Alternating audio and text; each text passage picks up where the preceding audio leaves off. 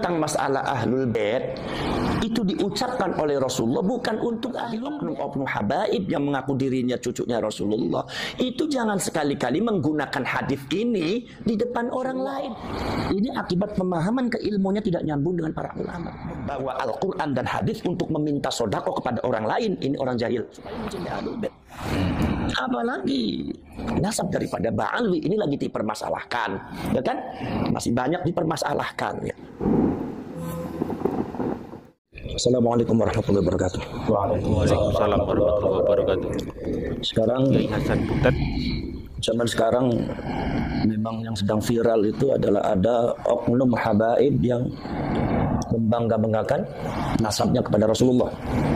Sekarang saya tanya, kalau seumpama dia itu membangga-banggakan nasabnya kepada Rasulullah, saya tanya dasarnya apa? Kalau seumpama ada yang mengatakan dasarnya Quran, iya ada Quran. Kalau dasarnya hadis, saya tahu hadisnya ada. Tapi dasarnya apa? Ini adalah akibat orang tersebut tidak memahami konteks hadisnya Rasulullah.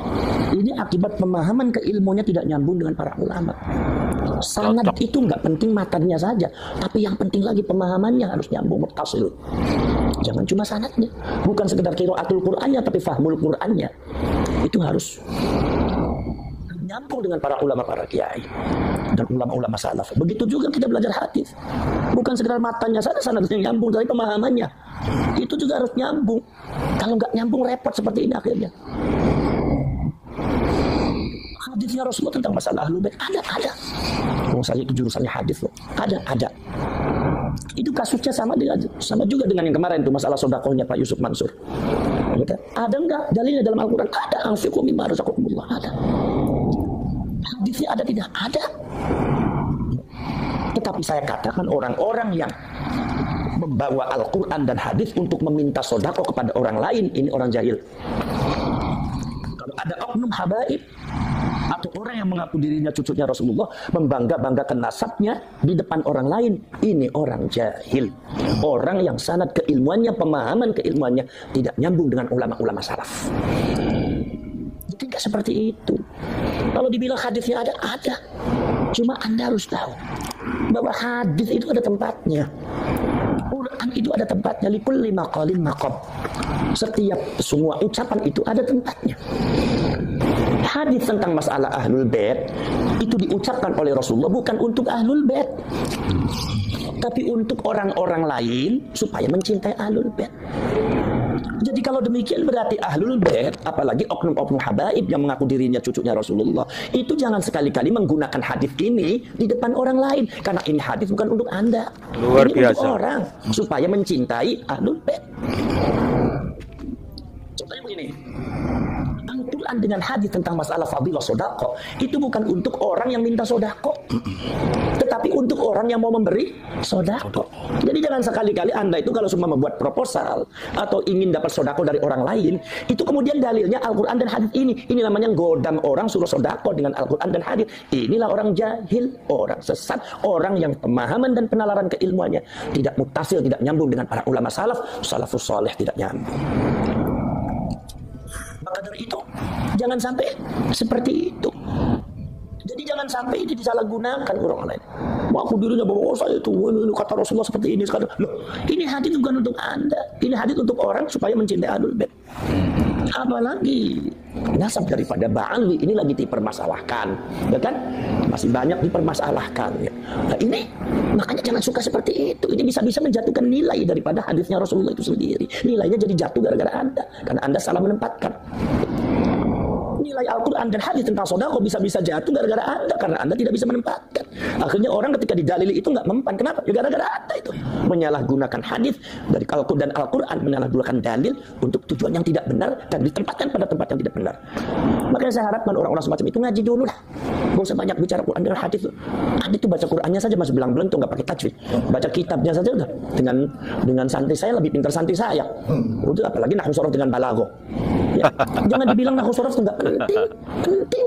Anda mengatakan tidak penting, tapi ulama mengatakan wan nahwu aula awalan ayyu'lama idzil kalamu dunahu lam yufhama. La yufhama itu lan tu linafil abad. Tanpa nahwu sorof, maka Quran dan hadis tidak mungkin bisa dipahami dengan benar. Mungkin Anda bisa paham tapi nggak benar. Contohnya ya seperti tadi, membanggakan nasab dengan hadisnya Rasulullah, meminta sedekah dengan hadisnya Rasulullah dan Al-Qur'an. Ini gara-gara Anda tidak benar memahaminya. Kenapa? Anda tidak belajar, ilmunya tidak nyambung, pemahaman Quran dan hadisnya tidak nyambung dengan ulama salaf. Inilah perlunya sanad di dalam Nahdlatul Ulama di pesantren itu selalu ada, bukan sekedar matanya saja, tetapi juga adalah pemahamannya. Jadi jelas nggak benar kalau ada habaib semata itu penyelewengan makna hadis. Itu bisa disebut bisa penipuan atas nama agama itu. Nggak boleh. Seperti halnya juga oknum-oknum yang meminta sedekah untuk menggunakan Al-Qur'an hadis. Ini sudah penipuan mengatasnamakan agama. Ini sudah penyelewengan makna dalil ini. Nggak boleh seperti itu. Dosa, dosa jelas dosa. Sangat berdosa sekali. Tapi kalau orang semacam itu yang nggak ngaku dosa, itu biarin aja. Urusan dia dengan Allah, ya orang jahil namanya juga. Orang jahil itu yang nggak tahu kalau dirinya salah juga nggak tahu. Nah, itu seperti itu cara. Makanya belajar dulu lah yang benar. Belajar hadis yang benar, nahwu sorof yang benar. Nahwu sorof yang benar. Jangan dibilang, oh itu kan rafa nasab kan sama aja itu biasa. Jangan Anda bilang biasa. Innallaha bari'um minal musyrikin wa rasulah. Ini harus wa rasulah. Sesungguhnya Allah dan Rasulnya tidak bertanggung jawab terhadap orang-orang musyrik. Coba kalau dibaca wa rasulih. Innallaha bari'um minal musyrikin wa rasulih. Jadi sesat. Sesungguhnya Allah tidak bertanggung jawab terhadap orang musyrik dan Rasulnya. Berarti Rasulnya berarti sesat. Ini pemahaman salah gara-gara apa? I'rabnya salah. Makanya yang namanya i'rab itu sangat penting di nahwu sorof itu. Belajar nahwu sorof dulu lah. Kalau Anda itu baca antara fa'il dan maf'ulnya nggak benar, baca bagaimana itu sighat fa'ala yufa'ilu, mana yang harus fa'ala, mana yang harus af'ala, mana yang harus majhul, mana yang maklum. Anda belum tahu, ya udah jangan mendebat para ulama, para kiai lah. Orang jahil Anda. Orang jahil nggak usah bicara agama, nanti rusak agamanya nanti. Gara-gara Anda tuh. Menyikapi Habib bodoh lebih utama. Itu sebetulnya bukan Habib bodoh itu. Kalau ada Habib yang bicara seperti itu, oknum Habib bicara seperti itu salah itu. Bukan Habib, itu ada kata-kata ulama itu Syarif. Dan Syarif itu bukan Habib. Syarif ya dari Wali Songo. Syarif Sayyid keturunan Sayyidina Hasan. Kalau Habib keturunannya dari Habib Alwi. Alwi ini masih banyak diragukan oleh beberapa nakobatul asyraf. Jadi Syarif di sini jangan dimaknakan Habib. Satu. Nomor dua, ini makalah dari siapa? Kalau hadis dari siapa ini? Ini perlu dikritisi. Jangan sampai makna makalah, apalagi makalahnya ulama atau hadis dhaif, ternyata maknanya mukhalifun linnas, bertentangan dengan nas Al-Qur'an, bertentangan dengan nas hadis yang lebih sahih. Sekarang saya tanya, Anda tuh belajar sama orang bodoh, belajar apanya? Sampai belajar Al-Qur'an sama orang yang bodoh kalau Al-Qur'an, belajar apanya? Kira-kira dapat Al-Qur'annya benar apa tidak? Enggak. Bacaannya benar apa tidak? Maknanya, fahamannya, pemahamannya benar apa tidak? Belajar dari bodoh-bodoh, belajar apanya? Ini berarti hadis ini kalau pun dhaif, kalau pilih hadis dhaif, mukhalifun linnas, itu bisa dianggap batal. Maudhu. Bukan maudhu. Beda lagi kalau maudhu. Anda kalau nggak ngerti hadis jangan bicara hadis. Seperti itu. Ya, jadi artinya apa namanya? Kalau Anda itu kalau semua belajar pada orang alim yang benar ya Rasulullah itu. Belajar sama orang alim. Al-ulama warasatul anbiya, bukan al-habaib, bukan al-quraba yang dekat, bukan. Al-ulama warasatul anbiya, itu yang Rasulullah kita. Siapapun yang alim, baik itu dari zurriyatul Rasul atau bukan zurriyatul Rasul, belajarlah kalian kepada orang alim. Ya, kalau ada zurriyatul Rasul enggak alim, ya jangan belajar, tapi kita tetap menghormati sebatas penghormatan biasa, jangan terlalu hulat. Jangan terlalu keterlaluan. Sebab nanti hulat itu jelas enggak bagus. Innallaha la yuhibbul mu'tadin. Gusti Allah itu tidak menyukai orang-orang yang melewati batas, melampaui batas, keterlaluan apa sehingga seolah-olah selain ini salah semua. Yang benar adalah ini, enggak boleh seperti itu. Ya.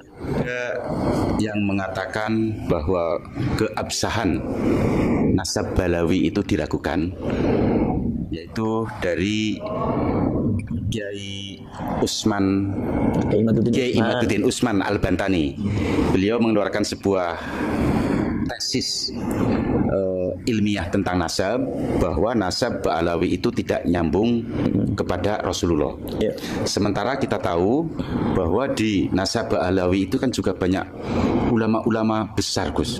Salah satu contoh dari Habib Ali Kuitang, Habib Soleh Tanggul, nah yang masih hidup Habib Lutfi, juga Habib-Habib lainnya.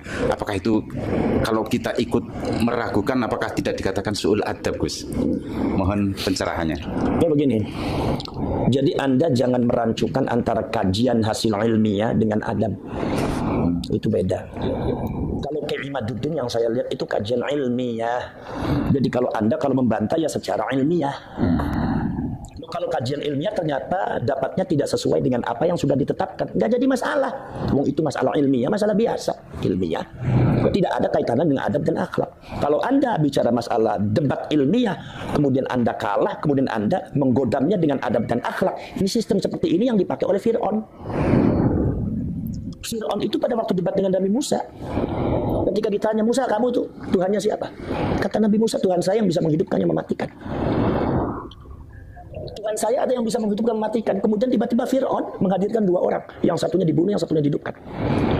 Kata Fir'aun, wa ana uhyi wa umit, saya juga menghidupkan tuh, saya juga bisa matikan. Artinya kalau memang Tuhan kamu adalah menghidupkan dan mematikan, saya juga bisa.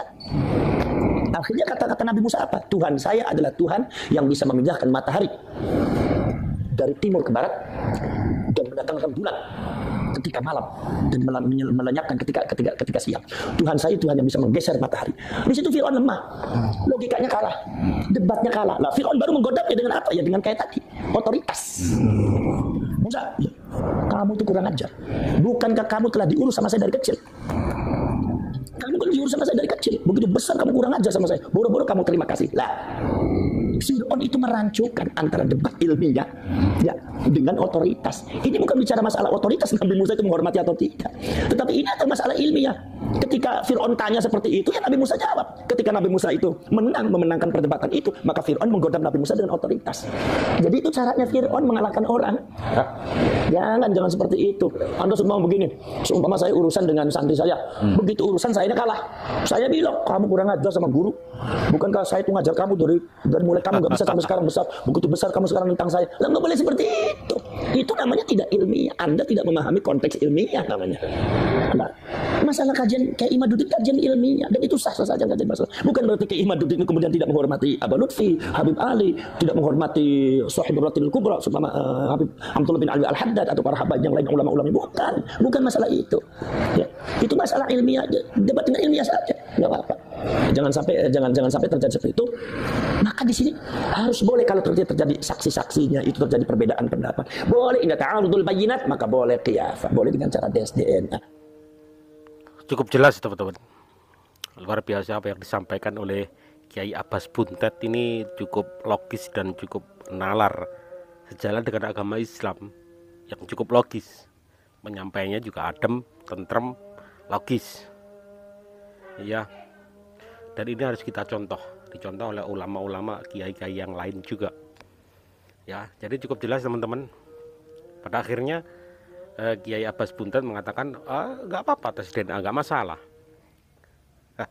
Ini bukan masalah su'ul azab, harga menghargai, bukan masalah kurang ajar kepada yang lebih, ini enggak. Karena ini kajian ilmiah, tidak bisa disandingkan dengan hal-hal lain. Begitu teman-teman ya. Cukup singkat, padat ya. Nanti link aslinya saya akan taruh di deskripsi teman-teman, kalian bisa lihat lebih lengkap ya. Itulah ungkapan dari Kiai Abbas Buntet yang cukup mengena dan juga cukup diterima oleh nalar kita semua. Terima kasih. Mohon maaf atas segala salah kata. Wallahu a'lam bishawab. Wassalamualaikum warahmatullahi wabarakatuh.